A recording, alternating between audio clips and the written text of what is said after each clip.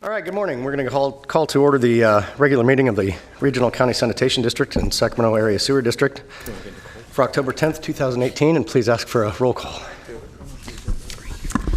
Good morning. Director Bruins? Oh, Bruins, did you say? Yes. Oh, sorry. Here. Carr? Me? Here. Frost? Here. Guerra? Harris? Here. Hume? Here. Lee? Here. McGarvey? Morin? Here. Natoli? Peters? Here. Orozco? Cerna? Here. Villegas? Here. Warren? And Kennedy. You have a quorum. Great, thank you very much. Now if you would read the announcement. This meeting of the Sacramento Regional County Sanitation and Sacramento Area Sewer Districts is being broadcast live on Metro Cable 14, the local government affairs channel on the Comcast Consolidated Communications and AT&T UVerse cable systems. The meeting is closed captioned for our hearing impaired viewers and webcast at www.secmetrocable.tv. Today's meeting will replay Thursday, October 11th at 9 a.m. and Sunday, October 14th at 6 p.m. on Channel 14. In accordance with the Government Code 54952.3, compensation for meeting for these legislative bodies is required to be verbally disclosed. The amount of $100 will be paid for each member participating today as a member of the Sacramento Regional County Sanitation District, and the amount of $100 will be paid for each board member participating today as a member of the Sacramento Area Sewer District. Compensation for Sacramento County Supervisors and City of Sacramento council members is paid to the county and city respectively to partially offset the costs of those governments. Compensation for other board members is delivered to the individuals. Members of the audience wishing to address the board should fill out a speaker identification form located at the back of chambers and hand it to the clerk. Please speak into the microphone when addressing the board and state your name for the record. Please silence your electronic devices at this time. Thank you. Great, thank you. Let the record reflect that Director McGarvey is now in attendance, and I've had a request to move the closed session item to the end of the agenda so that the Regional Sanitation District members can leave and the Sewer District members can continue business. Is there a motion in that regard? So moved. All right, motion from Bruins, second from Peters. All those in favor say aye. Aye. Pledge of Allegiance. Let's go to the Pledge of Allegiance. Thank you. In fact, would you lead us? I pledge allegiance to the flag of the United States of America and to the republic for which it stands, one nation, under God, indivisible, with liberty and justice for all. All right, I promise everyone we will get our head in the game here eventually. So has the motion passed to move the closed session to the end, so we'll move on to Section 1, Timed Matters. Item number 1 is comments from the public on issues not on the posted agenda. All right, I do not have any speaker cards. Is there anyone wishing to address the board on a non-agendized item? Seeing no one, we will move on. Item number 2, acting as your Sacramento Regional County Sanitation District separate matters, Echo Water Project quarterly report. All right, Vic, we're relying on you to save us here. You got your information handy? Yes, Good. I'm ready. All right. I think we're set. Good morning. I'm Vic Kiotani. I'm the program manager for the Echo Water Project, and I'd like to provide some highlights from the quarterly report. So we'll go over some of the schedule and the progress to date, talk about some of the financial information, and then we'll go through some of the latest updates and some of the upcoming milestones for the program. So this is a summary of the program schedule. The bars in green are the planning and design phases, and the bars in blue and purple are the construction and commissioning phases. You can see we're currently under construction or near commissioning of 9 projects. Notably, we've started a couple of smaller projects up this summer, but we have the BNR project, Biological Nutrient Removal Project, in full construction. And we've recently started construction of the Tertiary Treatment Facilities project, which is the one needed to meet our second compliance milestone date of May of 2023. We do have a few other projects that are still in the early planning phases, and we'll get to those when the time is right. So this graphic shows inter-project relationships as some of the smaller projects are related to the 2 larger projects, the biological nutrient removal and the tertiary treatment facility project.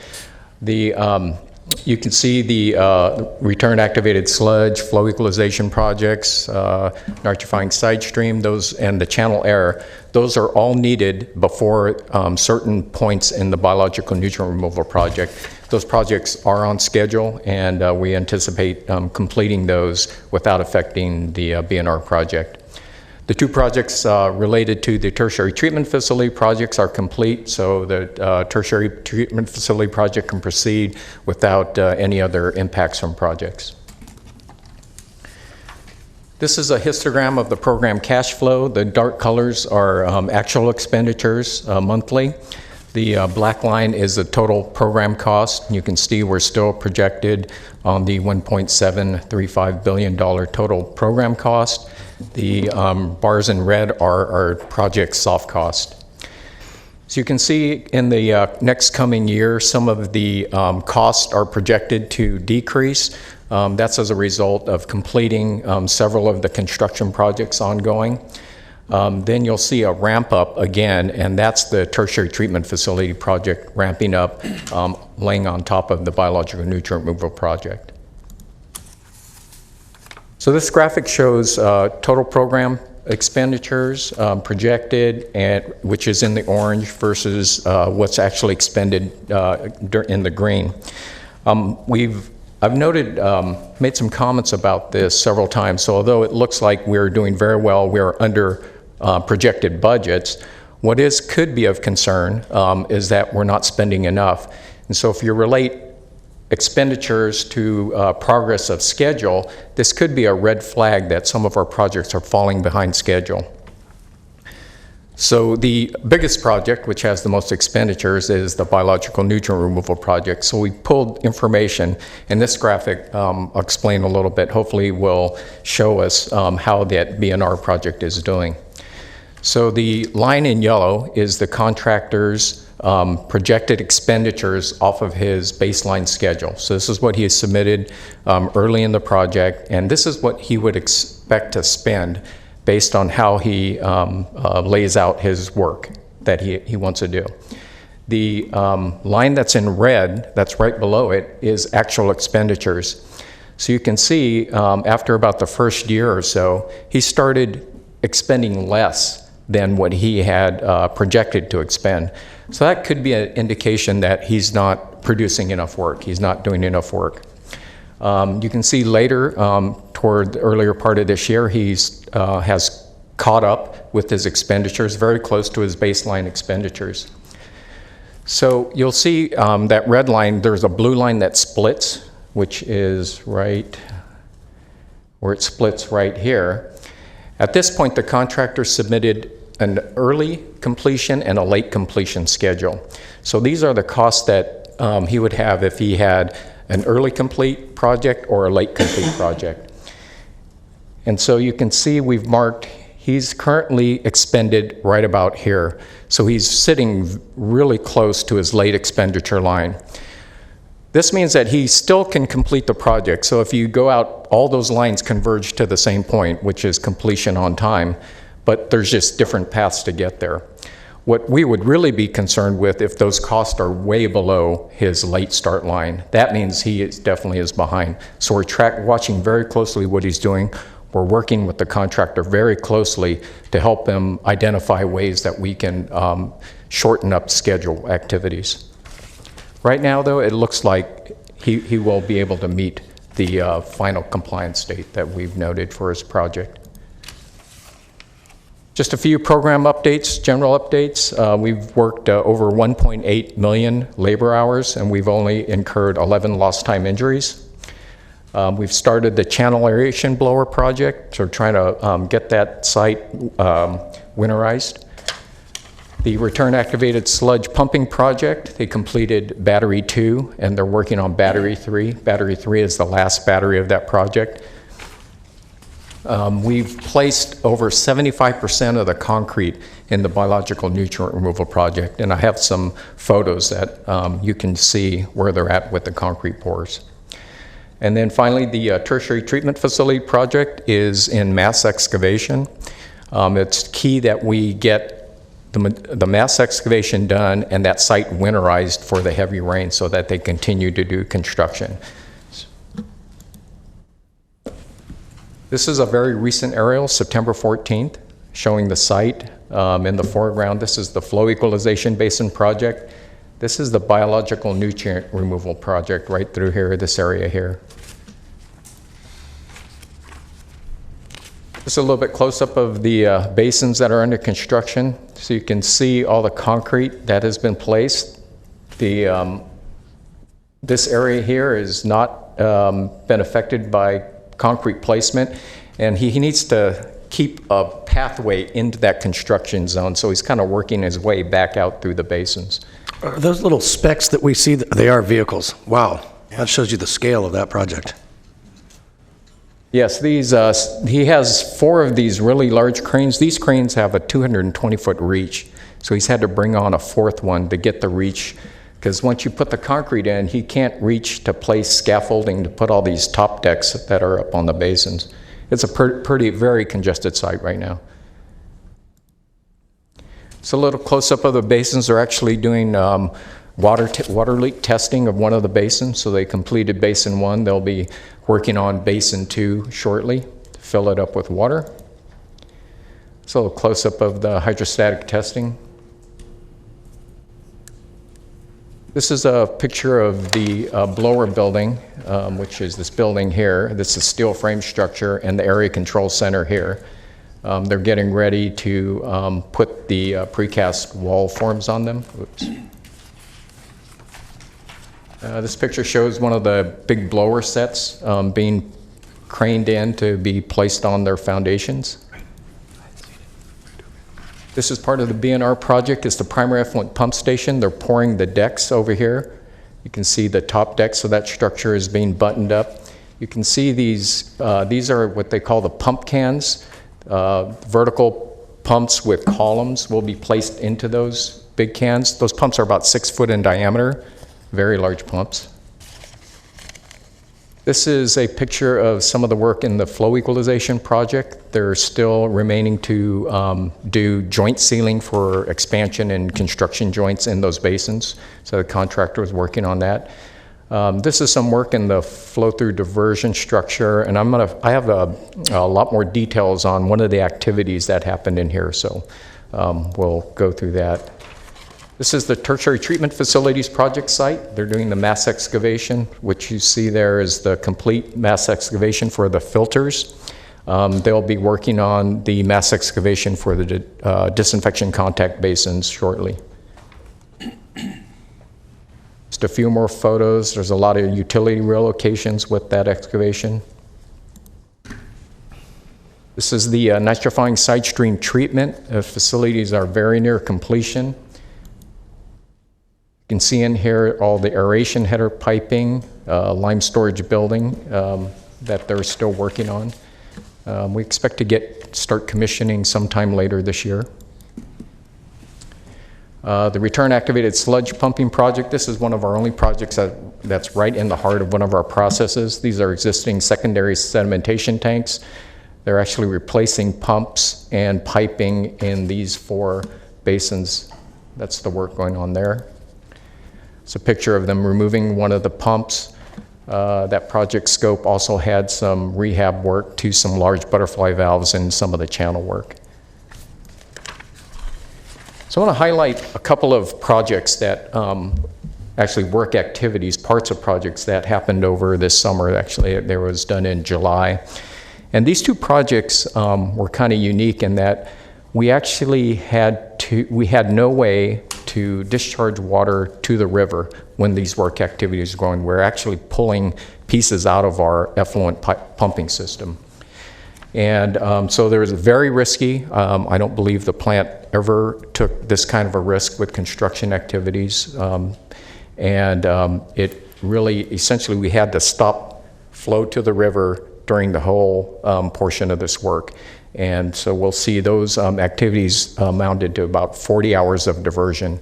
And a lot of planning went on to that. So I'll kind of walk through that because it was very risky, but all the participants came through, contractor as well as our district staff.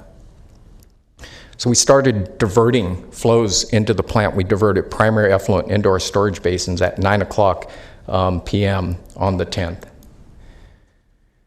It took about 6 hours to dewater all the effluent conduit. And so they're waiting and setting up, getting other things prepped. They cut a hole in the pipe. They installed some sandbags on both ends so that we control some of the leakage in that pipe, because essentially we're going to cut that section of pipe out that was in that structure. So they were using a device called wire saws. They were just wire cables to cut the concrete pipe out. And they were going to make several cuts and then pull some of the pipes out at the sections. So this is at hour 9, they started setting up the wire saw. By hour 14, they made 2 cuts and they pulled the first section of the pipe out. Then they ran into a little bit of problems. So the concept was to pull those pipes apart so they would come out at the joints. And that first cut section, you can see the joint that's right in here. They couldn't get that piece of pipe out.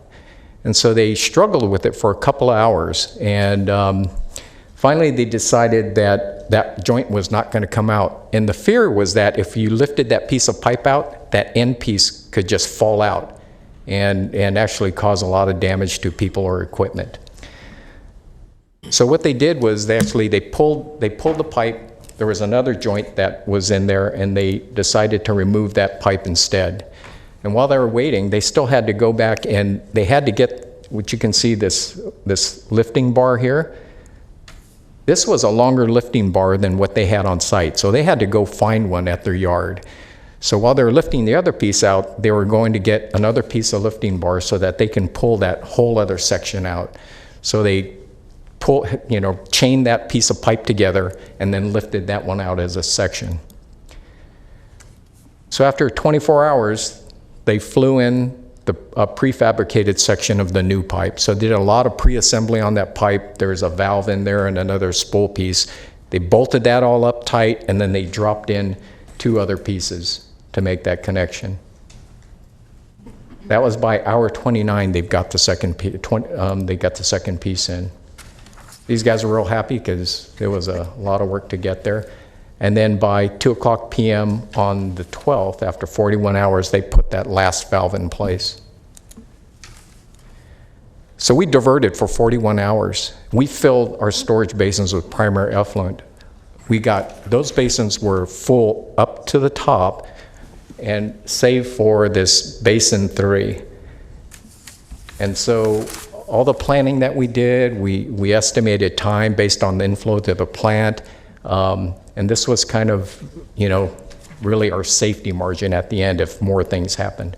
But we got it in, everything worked out real well.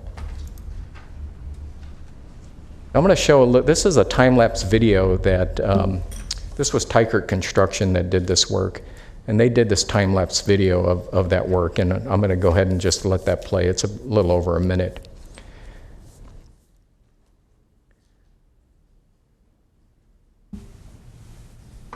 So this is lifting out that first section that was cut.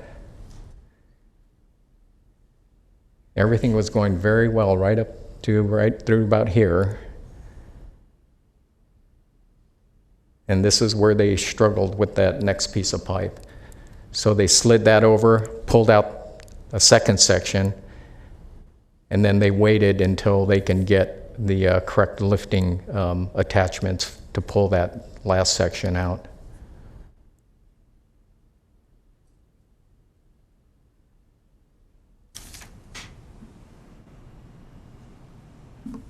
See how they chained that extra piece out, pulled that out. They're fast. They are quick. That's why we're under budget. We wish it was faster. We're a little concerned there in the middle of that when they were having some problems, but they did a real good job. And work was going around the clock, so they had several shifts coming in. And the other interesting thing about this, after 41 hours of diverting, our biological process starts to suffer.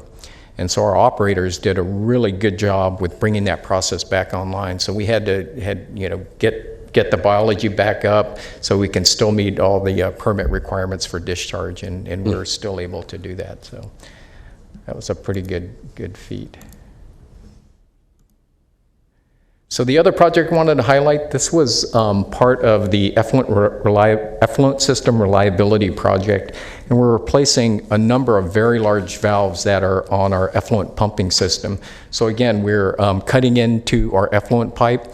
There was no way to put water out to the river. So this one shows a 96-inch valve replacement. We have two of these type of replacements in the project. This was the first one.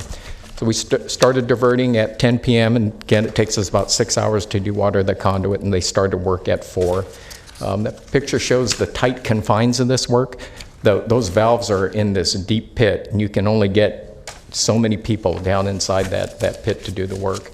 The picture on the right shows the valve being pulled out.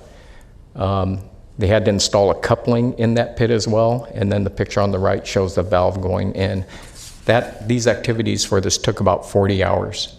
So it's a lot smaller in scale, but the time-wise, it was so constrained and working that it took 40 hours. Kiewit was the contractors. They did a really good job, a lot of pre-planning, very good hour-by-hour work plans that we reviewed thoroughly. So they actually did a time-lapse as well of the photo, and I'll just run through that. This one's under a minute. These guys work really fast too.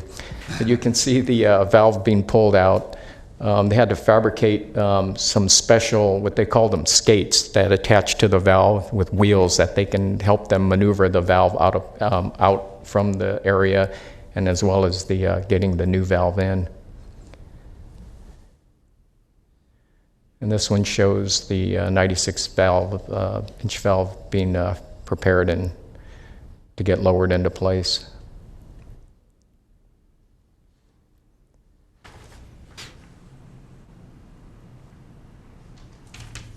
There's a lot of bolts on those valves. It takes about 4 hours just to tighten all the bolts up in a certain pattern so you get a nice tight fit.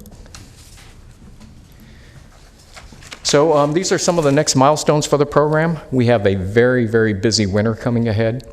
We're looking at completing a couple of the projects, decommissioning of the chemical handling system. That thing is going very well. And also completing Bradshaw equalization structure pipeline. So that project should be done before the end of the year. We're also looking at trying to complete site work for the channel air blower project to winterize that site, get that thing prepared so they can continue working throughout the winter. We'll continue working on the return activated sludge pumping project. They have some winter work that they can do in Battery 3. We're trying to complete the flow equalization washdown system. It's an automated washdown system. We're using the basins now, but it's kind of a manual washdown right now. So we're trying to get that automation system completed before the end of the year. We want to complete the tertiary treatment facility mass excavation and site winterization. That's very important for us.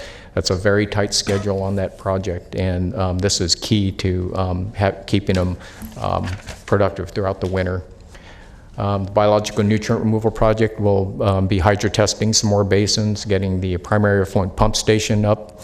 We're looking at trying to start commissioning before the end of next year. And finally, the nitrifying side stream treatment project. We want to start what we call seeding. We actually have to grow the correct biology for that process. We're actually going to another wastewater plant. I think we've identified Vacaville to bring the right biology in and start growing our own bugs for that process. So we'll start that up before the end of this year. And with that, I'll have any questions? Very good. Excellent update. Questions of Mr. Kiotani, starting with Director Harris. Thank you, Chair. Vic, I'd like to congratulate you and Kiewit both for pretty extraordinary work. I'm consistently amazed at what men and engineers can actually achieve, especially on that grand a scale. Last night at City Council, we passed the McKinley Water Vault. So it's basically a stormwater cache, about a between 6 and 7 million gallon storage, offline storage tank to handle storm water runoff so that we don't overwhelm our combined sewer system and we can pump slowly down to regional sand. You know, I'd like to take that video to the opponents of the project and show them that building things like this is certainly possible, but can be done well and effectively and cause no harm. So on the city side, we're participating in a small way in this project as well, just trying to get our stormwater and effluent down to regional sand for treatment. I really appreciate all the work that you've done. I have to say, Kiewit worked on the auxiliary spillway for the Folsom Dam as well. Their concrete work is just extraordinary. It's really great, and I laud you for being able to do these things in such a short time frame. We had Tykert did the big pipe work. They did a really good job, and Kiewit was on the valve job, and both contractors have done really good work for us. Yeah. Thank you. Any other questions for Vic? No? Thank you very much. I'd like to add a couple comments to Director Harris's comments. The team was very extensive. It was in addition to the Echo Water Project team, Vic staff, our operations and maintenance staff was very, very much involved, from our operators, our mechanics, our electricians, in coordinating this work. So our existing operations and maintenance staff were very much involved. The designer, Crow, did exceptional work on the large pipe. There was changes that had to be made on the fly, and they were very responsive. Tykert, again, exceptional work. Our construction management team, both county and the contract staff that we hired, was exceptional. This project, I've been with the district for almost 27 years, and this project by far was the riskiest. As you heard, if this project had gone badly, we had the risk of flooding the plant. Now, we would not have let that happen. There was provisions to take other measures, but it was very, very risky. Luckily, we were not put in a position of having to make those tough decisions. It ultimately went very, very well. I did not have a very good sleep that night, but come the morning, I was very happy with how it progressed. So the team, the entire team, did exceptional work, and I was very pleased with everybody. So thank you. Great job. Thank you. Thank you. Okay. On to district separate matters. Acting as your Sacramento Regional County Sanitation District and Sacramento Area Sewer District. District separate matters. Item number 3, Confluence Regional Partnership Program Annual Report for Fiscal Year 2017-2018. Good morning, Chair and board members. My name is Christoph Dobson. Thank you for bringing the presentation up. I'm the Director of Policy and Planning for Regional San and the Sacramento Area Sewer District. And today I'm going to share with you our annual report. This will be our first annual report on the Confluence Regional Partnership Program. So a little bit of background. This is a grant program where we are using non-rate and non-fee revenue. So this is discretionary funding. It obviously doesn't come from rates or fees. It's typically interest on our reserves, as well as sale of assets, biogas, recycled water, that sort of thing. So those monies have a little bit more flexibility and discretion in how we use them. And last year, your board helped put together these policies that give some direction on how we use that funding. There are 5 program areas: the sewer lifeline rate assistance for our lower income customers. We also have a program for environmental stewardship, regional economic development, public education, and then other issues or projects. This is a little bit of a busy table, but it gives you an idea of the limits of all of the different funding. So the rows are the individual program areas, and then the columns show SASD funding and regional SAN funding, and then the totals. So there's about $1 million available on an annual basis from SASD and about $6 million annually for regional SAN.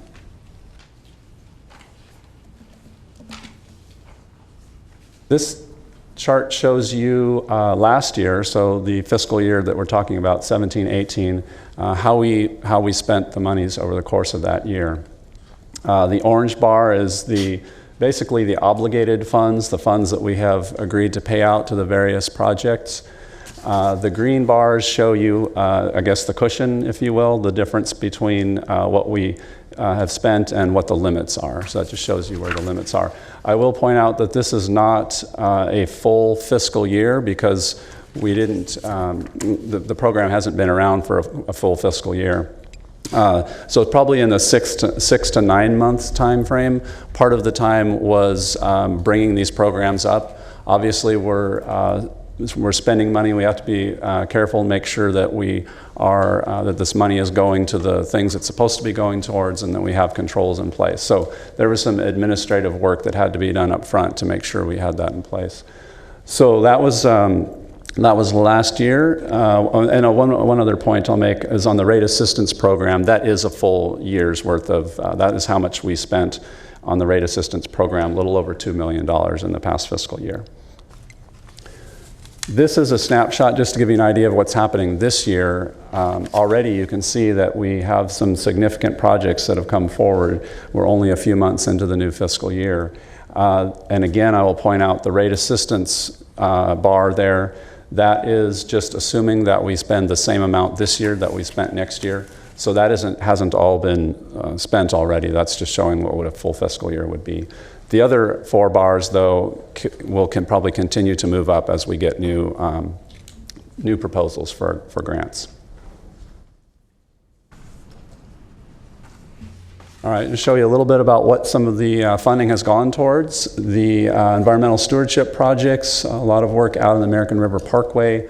The picture on the upper right is a Bobcat that we funded that is used to help automate some of the debris and trash removal out on the parkway.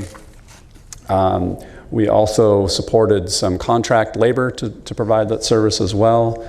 In this case, around 6 tons of debris was removed from the American River Parkway within a 6-month period, and that's 6 tons related to the equipment and labor that we funded. Obviously, a lot of this work is happening through Sacramento County Regional Parks, and they're providing the manpower and doing a lot more than just what you're seeing here. But this is our portion of it. That's just there.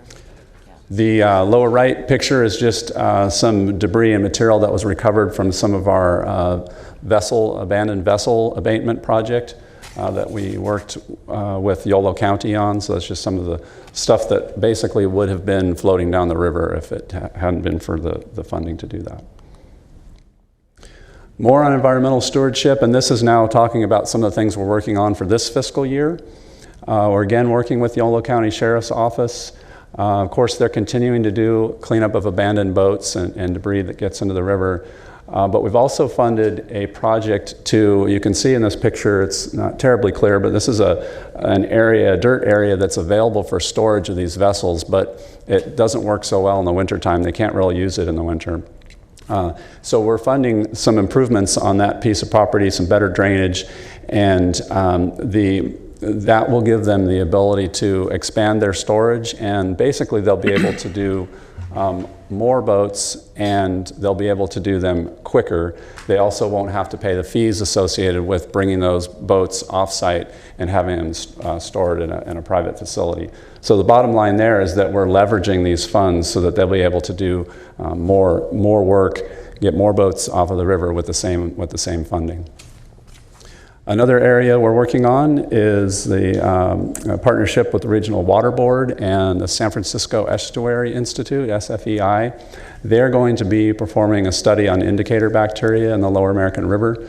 We also have some other stakeholders involved. The county and city stormwater folks, of course, are involved as well. Septic tank conversion. This is a really good program. Maybe most prominent and the first project out the door is the community of Freeport, and that's an area where they have very small lots. They have private water wells, and they have septic systems, and it's right next to the river. So a lot of combinations that are not good for public health and for water quality. So we are moving very quickly on that project. We do not have approval of the grant funding yet from the state. We're working through that, but we now have 100% design. We're basically to the point where we're ready to go to bid when we have that assurance that we have the grant funding. And at this point, it's looking hopeful that we'll have 100% grant funding, essentially most of the funding for that project. So there's a lot of investment of money up front, but then a large portion of that money will probably be reimbursable back. On a larger or broader scale, we're also looking at septic to sewer evaluation programs. So this is identifying other communities that have similar circumstances in terms of a greater need as far as water quality or public health, and then also projects that have economic feasibility. So right now we have 5 other communities that we're looking at, a couple in the Florin area. We have one up in the Rio Linda area, and then also Hood and Franklin. So finding areas that kind of meet the criteria, and again, we're trying to use our Confluence grant funding to leverage the state funding. There's some good state funding available. On the economic development front, we have a program set up that basically we can grant up to 50% of the impact fees for a commercial project. It depends on the number of jobs, and that goes down to a lower percentage for a lower number of jobs. That's how we have it set up right now. I would call it kind of a pilot. We're working with the different economic development directors to see what works for them. But so far we have done 19 of these. If you add up the jobs created in those projects, there's 468 new jobs. You can see these are just some of the examples of projects: United Bakery in West Sacramento, Hyatt Centric in Sacramento, Rancho Superior Storage Group in Rancho Cordova, Fort Sutter Hotel in Sacramento, and Love Laundry in North Highlands. On the public education front, I know you're all very familiar with the Powerhouse Science Center. We've had a role in helping to keep that project moving along.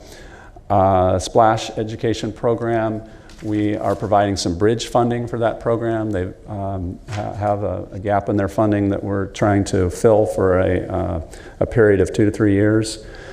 Then also the picture that you see there on the right is a streams table that we provided to Natomas Unified School District. And basically it's a way for them to put down topography. It could be sand. In this example, it's actually sand that they placed, but you can put a model of a town or hills that lead down to streams and creeks, and then you pour water on it. And in this case, they're seeing how erosion works and how sediment is transported, but you can also see how maybe oil in the street gets washed into a storm drain and eventually ends up in the creeks and the rivers.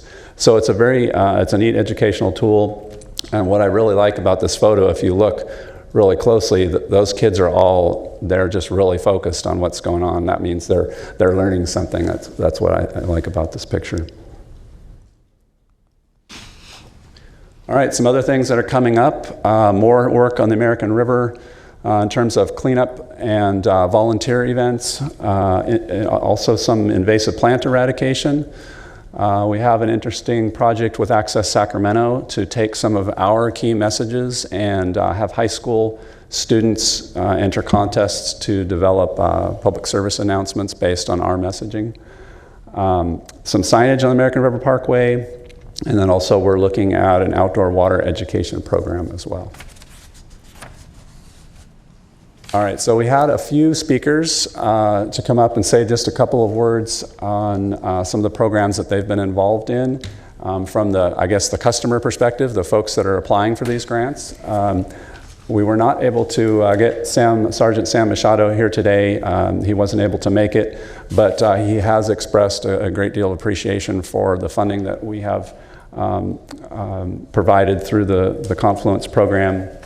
You can see a picture on the right. I think I've showed that one before, but that's a boat that's not in good shape and obviously has the potential to not only provide or put a lot of hazardous material into the river, but it's also a safety hazard as well. So this is addressing a safety hazard.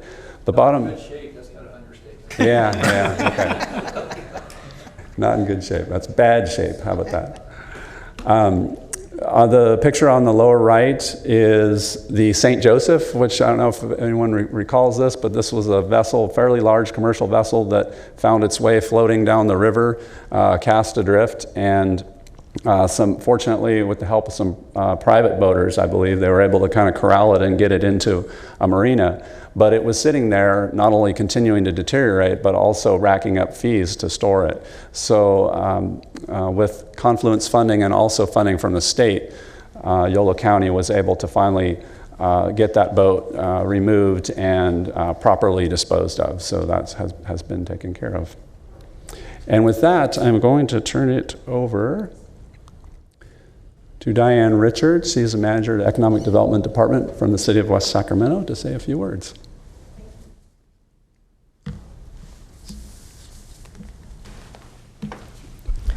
Good morning, Chair and Directors. I'm happy to be here to speak on behalf of the Confluence Program, and in particular, the Regional Economic Development Program. It was my pleasure to work with your staff, Jason, Chris, and Pravakar. They did a good job. Compliment them on the outreach that they've done to the economic development community, including the cities, but also with Greater Sacramento. They came and presented about the program to the Economic Development Directors Task Force of the Greater Sacramento Economic Council, and invited our participation in helping them to shape the program. As you saw earlier, West Sacramento was one of the first to take advantage of this program. And I want to compliment the board and thank you for your support of regional economic development. This is important. Impact fees are a huge part of the expansion and relocation of businesses.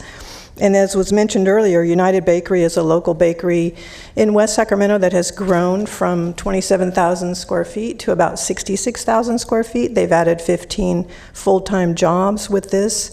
They're very grateful for the grant program, and we're able to take advantage of reducing their connection fee on this building that they purchased from about $80,000 down to about $42,000. So that was a huge thing for this small business. They're very grateful. You can, by the way, buy their products at the local Rayleigh's Bel Air store. They make a great sourdough bread and breadsticks. In any case, I just wanted to thank you for your leadership in economic development and supporting this program, and compliments to the staff. We hope that there will be more projects to take advantage of it. I know that the activity with our Greater Sacramento Economic Council is very good. We have some large projects that are potentially looking at our region, and I would expect that there will be additional applications that will support job growth and investment in our region. So thank you again. Thank you. Appreciate you taking the time to come out. You're welcome. Thank you, Diane. And then our second guest speaker is Liz Bellis. She's the Deputy Director with Regional Parks Department, County of Sacramento. Liz? Hello. I have some pictures to share. Pictures are worth much more. Hopefully this won't work. There we go. I too want to thank your board for your leadership and providing this environmental stewardship funding. Point of clarification, these 6 tons of garbage was done by the American River Parkway Foundation through their volunteer efforts, and then our staff and through our contracted support were able to remove in a 6-month time frame 796 tons of trash and debris from the American River Parkway and other parkways.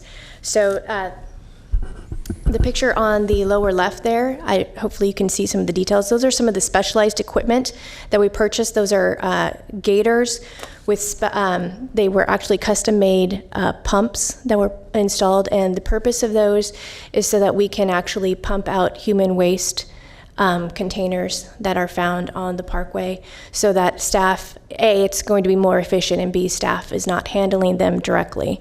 And so we're extremely excited to deploy those into the field.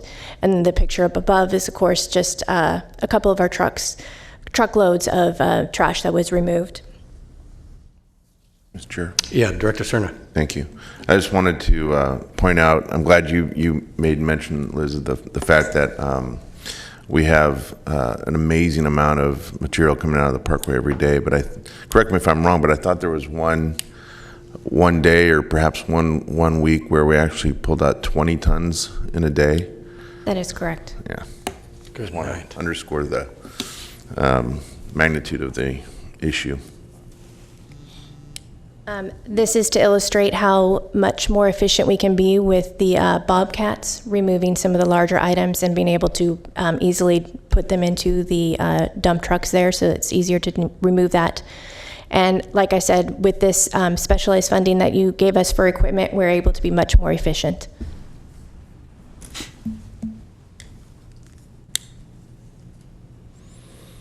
As much as I don't like sharing the picture on the left, that is kind of a snapshot of some of the debris piles that we were removing.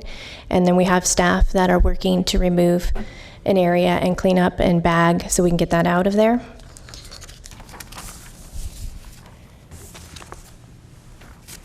And one final picture of staff and contracted workers working, and you can see that also part of the funding that was used to get personal protective equipment for the operators so they are protected while they are removing all of this trash and debris. So thank you very, very much for this partnership, and we look forward to working with you in the future. Thank you. Thank you. Can I make one more comment, Mr. Chair? Sure, Director Cerna. I just wanted to, again, thank the district and our staff for working hand in glove on this aspect of the use of those the non-rate funds for something that I think we all on this board can agree is extremely important, not just to the county, but to the entire region, that is keeping our parkway as clean as possible. I've had some conversation with Director Natoli over the past several weeks. One of the things that we didn't see too much in the slides is the actual near water collection of debris. And if you've taken the time this boating season to be on the water on the American River, you would be floored by what you'd see. And so in terms of what we might consider in the years to come, in terms of the consideration of use of revenue for further equipment, we might want to consider augmenting what we have to perhaps look at the purchase of a vessel, a small vessel, barge, if you will, small barge, to actually collect debris and garbage that's very near the water's edge. Director Harris. Got a note. Yeah, thank you, Chair. First, I'd like to congratulate staff because all of these programs are really great uses for non-rate, non-fee revenue. I think the Confluence program is very effective and a real boon to the region. I'd also like to thank County Parks and specifically Director Cerna for focusing on this ecological catastrophe, which is the trash pit of the American River Parkway. I really thank you, Phil. He's been a champion to start to clean up the parkway, and of course that's important to the whole region. The American River Parkway bisects my district, and I deal with these issues on a daily basis, so everything the county does directly affects the health and welfare of the city. On the SFEI study, I wanted to ask you a question.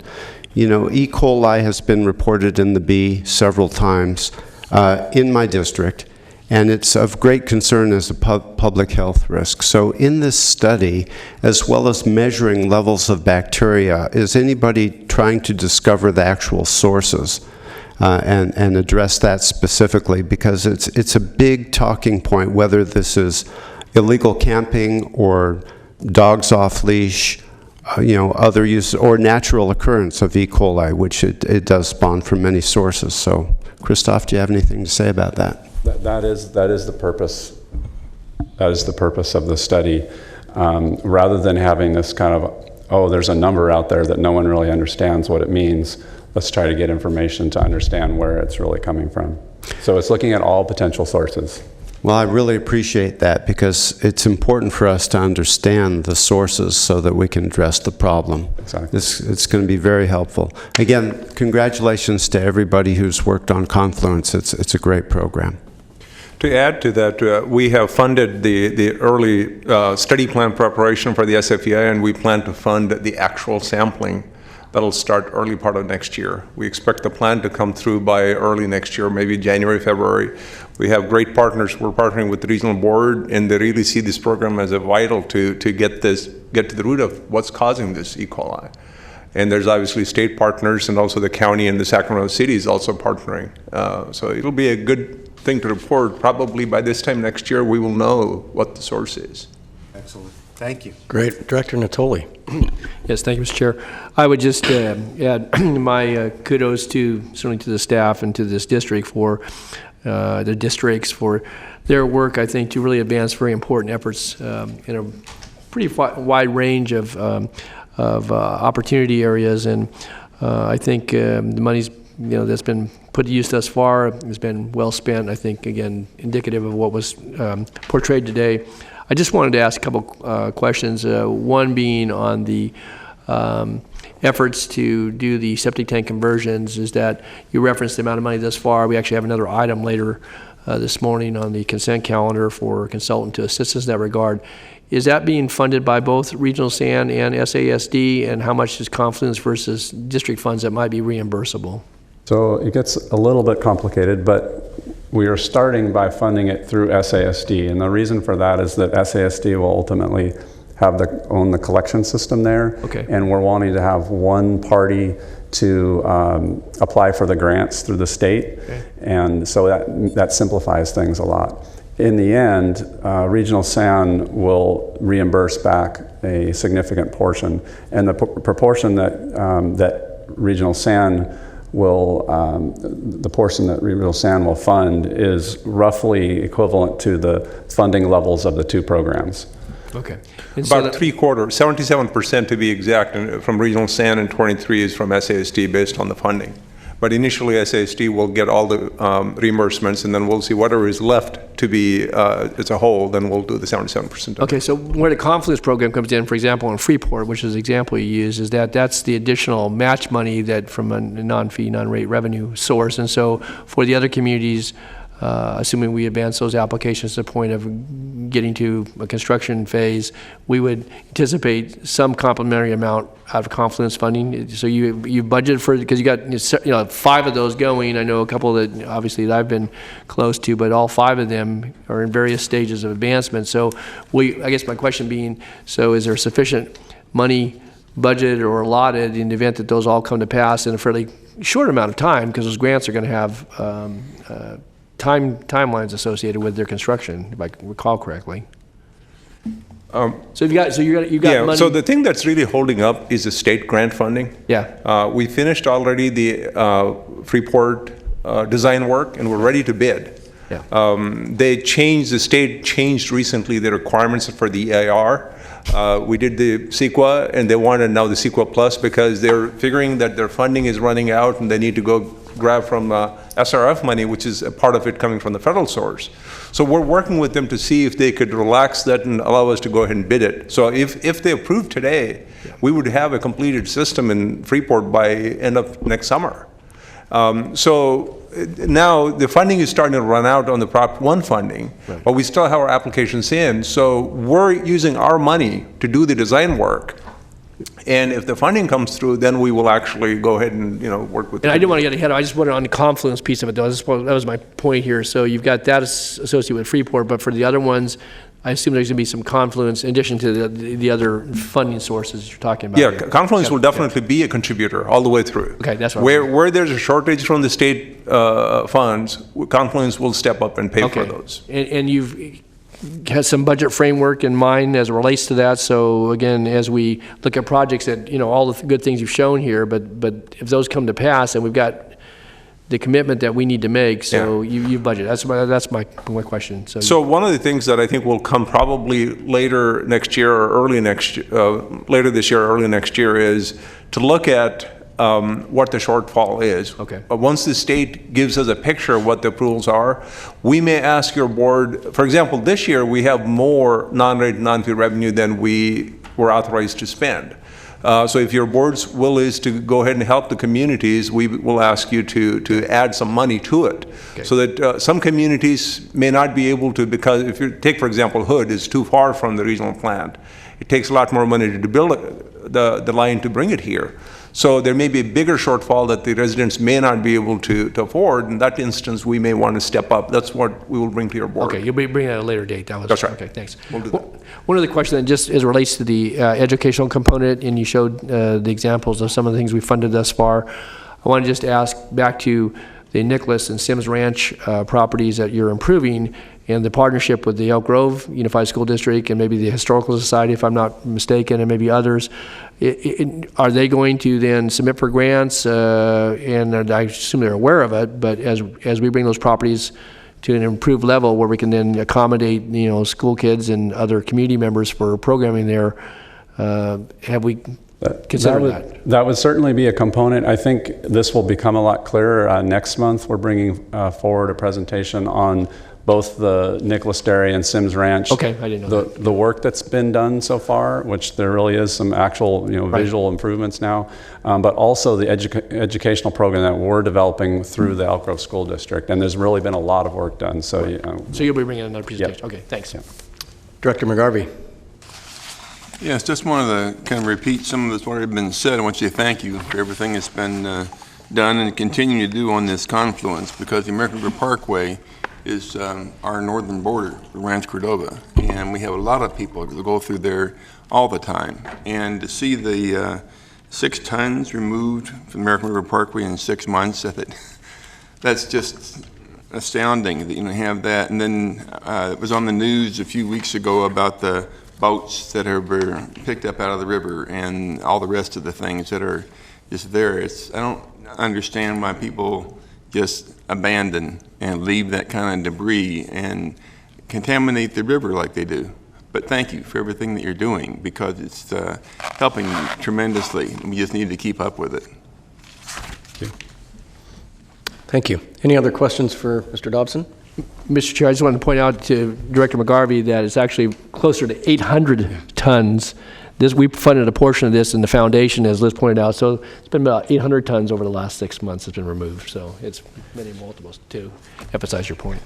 To make a correction here. Sorry, the bad news. Great. Christoph, you left the podium before I was able to give my comments, but that's fine. You can stay right there. I, too, just want to thank staff and this board for implementing this program. It doesn't affect the ratepayers, but it is doing such a great service to the community and has so many different touches in the different components of it, with the business community, with those that are struggling, with the environment, and with the education. My question with respect to the economic development component, did you say that the program allows for up to 15 or 50% of impact? 50. 50, okay. And then I noticed in the use for both 2017-18 fiscal year and 2018-19 fiscal year, there's a lot of gap left in the economic development program. Does that roll over from year to year, or is it a capped annual funding? It's capped annually, but we haven't been rejecting these. So as they're coming forward now, as the word spreads, we may get a lot more. But at this point, if the project comes in and they meet the requirements, they are getting the funding. Well, and I wouldn't think that we'd be rejecting them, because as I look at this graph, it appears that we're not even getting close to spending a quarter of what we've allocated. So is that an education issue, or we need to make businesses more aware? Actually, the projection doesn't take into account a couple of big projects that are in the pipeline. One's up in the Natomas that's coming soon. We were alerted to that, and we just recently approved one for around 150 grand. So I think my expectation is we would get close to getting to the top by the end of the fiscal year, this year, which is end of June. The plan was, if we get more of these developments, that we would come back to the board and ask for additional money to be released. That was always the plan if we have more. It's an initial cap that you have the authority for, but anything more will come back to your board. And I would appreciate that, both in the septic situation that we previously mentioned, as well as this one. I guess I'm kind of drilling to a different point, which is, if we have allocated that's not spent at the end of the fiscal year, I can't imagine that there aren't enough businesses that could take advantage of it. So I think we need to reach out to our economic developers and make sure that they're utilizing this tool. And then I would propose that as we watch this program unfold, that at the end of the year, if there is monies left, that we issue rebates to those that did take advantage of it on a pro rata basis. Let us consider and get back with you on that, Okay. how that would work. Let's think through and then respond to that. Very good. Any other questions? Okay. Moving on to item 4, please. Again, acting as your Sacramento Regional County Sanitation District and Sacramento Area Sewer District separate matters. Item number 4, Water Professionals Appreciation Week. Good morning, Chair, members of the board. My name is Nicole Coleman. I'm the Public Affairs Manager for Regional SAN and SASD, and I'm privileged to be here today to talk to you about Water Professionals Appreciation Week. Last September, the California Legislature established California Water Professionals Week through approving Senate Concurrent Resolution 80, and it established it as the first full week of October, which we're right in the middle of now. The annual designation highlights the critical role that water and wastewater professionals play in ensuring the safe and reliable management of water, wastewater, and recycled water in the state of California. This year, as I mentioned, Water Professionals Week runs from October 6th, which was last Saturday, through this coming Sunday, which is October 14th. So Regional SAN and SASD have a number of outreach efforts that we've been actively working on this week.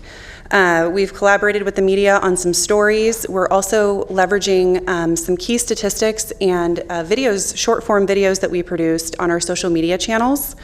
So this morning we wanted to share with you the 6 short videos that we produced as part of Water Professionals Appreciation Week. We think these videos showcase the important role we play every day in protecting public health and the environment, but also the diversity of professions that it takes to reliably and effectively collect and treat wastewater for the Sacramento region. So with that, the videos are about 13 minutes, which is the majority of the time this morning, and there's 6 of them. So if I could have the videos, please. Sacramento Area Sewer District, serving you 24/7. This is Erin. How may I help you? My name is Amy Norman, and I am SASD's Customer Service Liaison and also the current Customer Care Manager.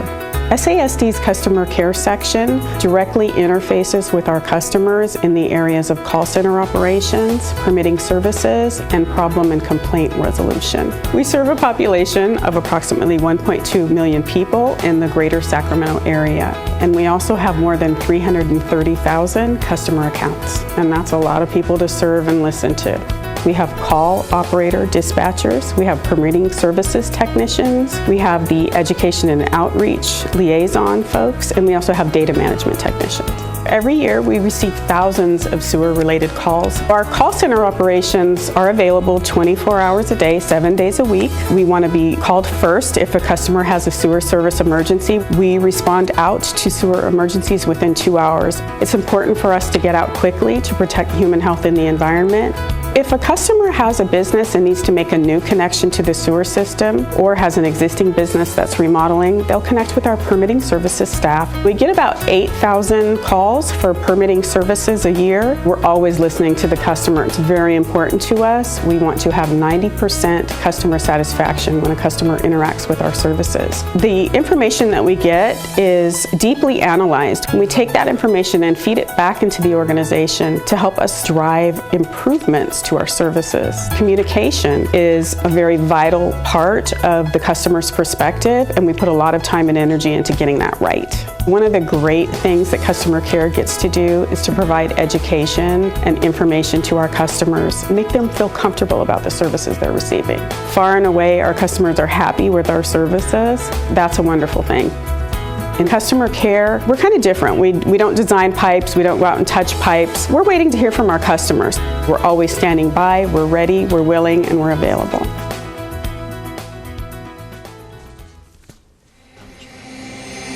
My name is Mike Crooks. My title is Engineering Section Manager for Regional SAN, and I've been with Regional SAN for 6.5 years.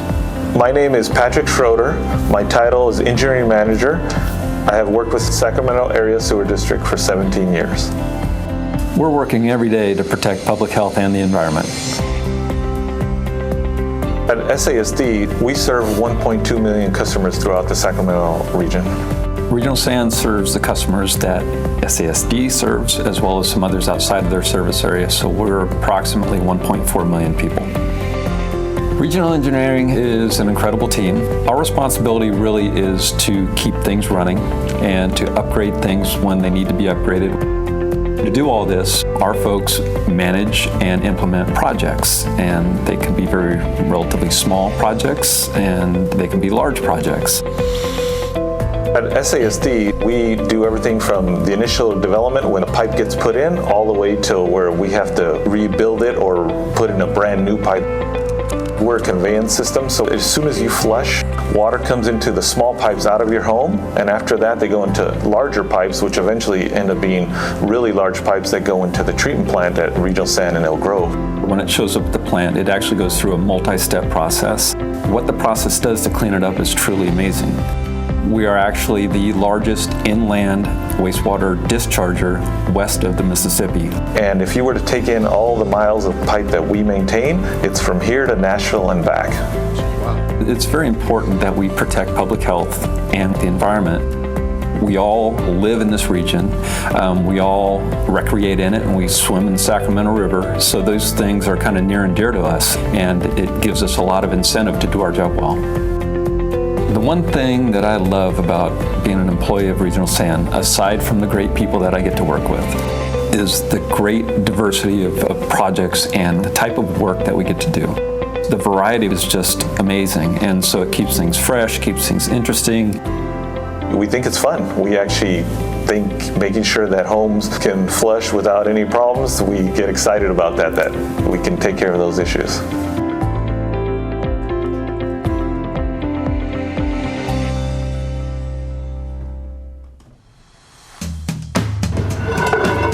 Hi, my name is John Huff. I'm the Assistant Superintendent with the Sacramento Area Sewer District. The Sacramento Area Sewer District is the sanitary sewer collection system for the greater Sacramento area.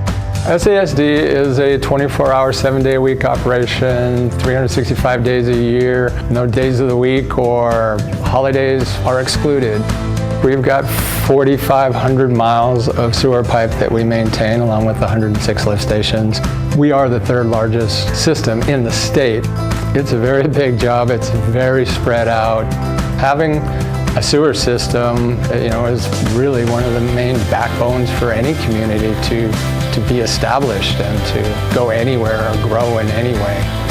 We've got roughly 170 employees that operate and maintain the collection systems. We got backhoe operators and then cleaning crews and that operate $500,000 pieces of equipment. We've got the lift stations that have mechanics that take care of the equipment, electricians that take care of the electrical side of things, control techs that take care of all the telemetry. There's just a lot of diversity that I don't think a lot of people would even realize. The majority of the maintenance and operation work is around preventative maintenance. People don't want to know what happens after they flush the toilet, take a shower, the water, or drain the bathtub. They just want it to work. I grew up in this organization. I started here over 25 years ago as a temporary, and now I'm assistant superintendent. It was just through hard work, setting goals, and just having that determination, having these young guys and guiding them and pushing them and seeing what they do. And any given day, you never know what could come up. Some things are scheduled, some things are planned. Emergencies come up, but it's never the same twice. We're all very good at taking the proper actions, making good decisions, and doing it in high pressure, intense, long hour days, and it's just what we do.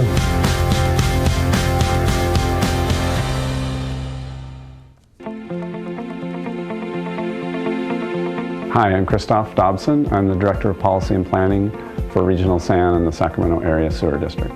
Regional Sand and the Sacramento Area Sewer District are the regional wastewater collection and treatment providers for the Sacramento region. And there are a number of people that have to be involved to make that happen. Policy and planning, our department is heavily involved in strategic planning and setting the direction of the organization. Our mission is protecting public health and the environment. We set rates and fees. We provide asset management services. Our industry is heavily regulated, and so one of our key roles in policy and planning is to go out and advocate for reasonable laws and regulations.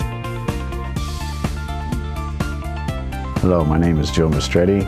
I'm the Chief Financial Officer for the Regional Sanitation District and SASD. The Office of Finance does all the financial activities for both districts, including annual financial reporting and long-term financial planning and debt management. Financing is very important for the districts because they have large projects that last a long time, take many years to pay for. The work that we do supports lower long-term stable rates for our ratepayers and the health and long-term economic well-being of the entire Sacramento region.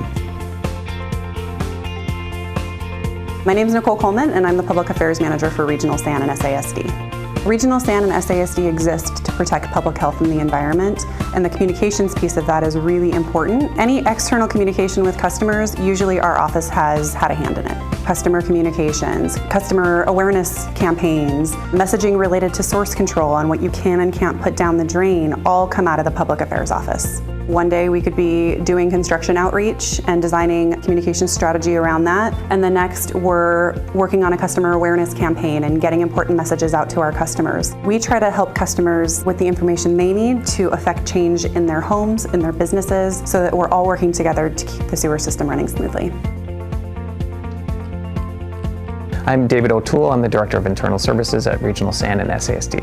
Internal Services is everything that doesn't touch the customer, including IT, accounting, budgeting, purchasing and contracts, and administrative support services. The Internal Services Department provides the essential support for the field staff that go out and work with the customers in the community. We make sure that they are equipped in every way. Our support helps the community stay healthy.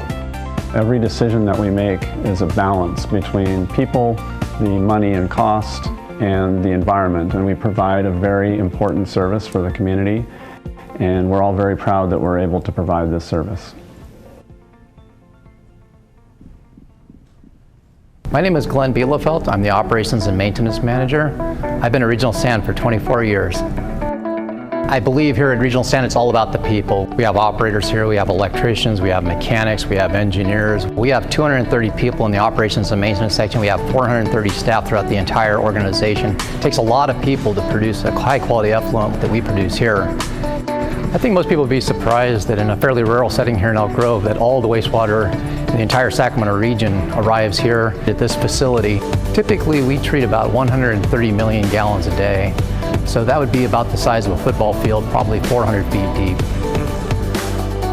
So Regional SAN and the operations staff make sure that all this flow from the entire Sacramento region is conveyed silently and somewhat hidden from the public. While the users have used the water and they think it's gone down the drain, in fact it's being treated here at this facility and it's coming right back around either to the environment or possibly it's being used for irrigation and landscaping and other purposes like that. Over the next few years, we're going to see an expansion of our facility by almost double. In 2010, we had an update to our wastewater discharge permit. At that time, we were required to expand our facility and add new treatment processes. Those new treatment processes include a nitrate removal, which is something we currently don't do. But the Echo Water project, they started in 2012 in earnest to design all the facilities that would be necessary to make us ready for the future. When the Echo Water project is complete, they'll produce a high-quality effluent called Title 22 effluent. It's very nearly like drinking water, so there's an environmental benefit to that because, of course, the wildlife in the river need the water too. I think in the next 5 to 6, even 10 years out, we'll see that we continue to refine our processes and make that as good as possible.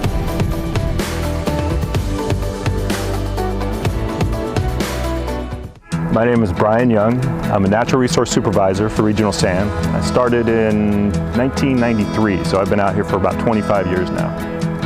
Part of my group's responsibility is managing the land surrounding the Sacramento Regional Wastewater Treatment Plant, the land that we call the buffer lands. The buffer lands is a little more than 2,000 acres, so we're buffering things like dust and noise and odor. You know, when Regional SAN created the buffer lands, we did more than just put a fence around the perimeter and put up no trespassing signs.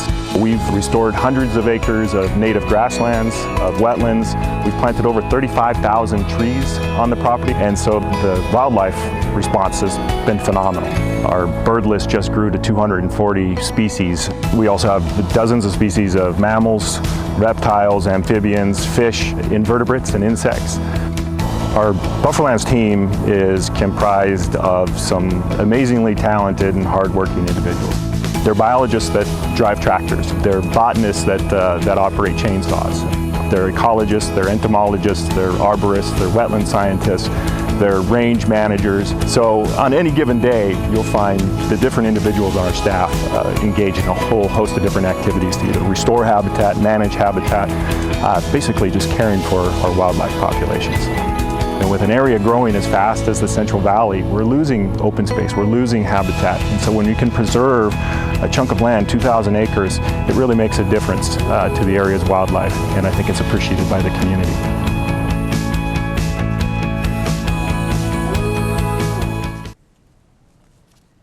So as I mentioned, these videos have been shared over the course of this week and will continue to be shared on our social media channels. We've already seen really high levels of engagement, and it's a great reminder to the community while what happens after the flush isn't always top of mind for them, it's always what we're working to protect public health and the environment, and it's always our first priority.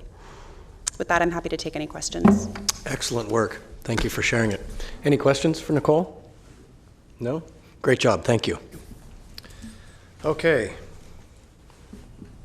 I believe that brings us to our miscellaneous director and engineer matters. Just have a couple of quick announcements. We won't have the next board meeting in October, second one in October, so the next meeting is on November the 14th. We're coming to the point where we wouldn't need as many meetings. The other thing is, with the amount of construction going on and all the things that you've seen today, not today, but I would like you to think about having a board meeting at the plant where we could actually take you into what I consider to be the belly of the beast tour, where you get to really feel small, standing next to these tall walls and big pipes. I think we could also visit the historical structures that we have. So anyway, I just wanted to put that bug in your mind. This would be sometime next spring is what I would try to plan. So we have a meeting there, and then a short meeting, and then after that you can just go on the tour. And love it. Look at Yeah, Director Natoli. I think it's an excellent idea. I know we did, when we were actually working towards the Echo Water project, we had a meeting out at the plant, and I think it's probably timely for a lot of reasons. So I think it'd be a great opportunity and do it in the spring. Yeah. Yeah, we're hosting for the local regulatory agencies. They're very interested in seeing the insights of the plant, as you saw in the pictures today, later this year, but something for you for the early next year. There's also one announcement that I want Rosemary to speak of just quickly. We're excited to tell you, we, some of you might recall, had a sewer pipe, a pedestrian crossing across Arcade Creek that connected the American River College campus to the Joe Smith Nature Trail. We had been working for many years on we got some grant funding, the Arcade Creek Recreation and Park District, and we are so glad to tell you that the Joe Smith Nature Trail pedestrian bridge is open for use, a safe pedestrian crossing connecting those two. And next week is actually a dedication ceremony. Great. Yeah, Director Peters. Thank you. I want to thank staff for sticking with us on this. This is a very big deal to the community there. Quite a few raucous meetings in these chambers. Many of you weren't on the board then. And it was involved a land swap from the college to the park district and the neighbors' contributions to making sure it gets done. And I know everywhere I went and I saw a bridge in a park, I sent those pictures to your predecessor because he kept telling me it couldn't be done. And now it is done. And it is done. Everyone's very excited about it. It's kind of a hidden secret when it comes to parks in the community. You don't really notice it, but everyone's very happy about the bridge. So, and thanks to the board, they were very supportive when the neighbors came in and said, delay till we get, some other things in place. And it was also a huge lift for that park district. And they borrowed money from the county, and it's quite an intricate story. So, thank all of you. Oh, thank you. Thank you. That's all I have. That's it? Okay. Moving on then to, actually, I guess at this point, the Regional Sanitation Board members can be dismissed. And on to the Sacramento Area Sewer District consent matters. Acting as the Sacramento Area Sewer District consent matters, items 6 and 7. I have a motion from Director Morin. Is there a second? Second. Second from Director Natoli. All those in favor say aye. Aye. Aye. Opposed? Motion carries. We have some communications to be received and filed. Yes, items 8 and 9. And that will bring us to closed session. We're going to go to this. We're in hearing room 2 on the right side.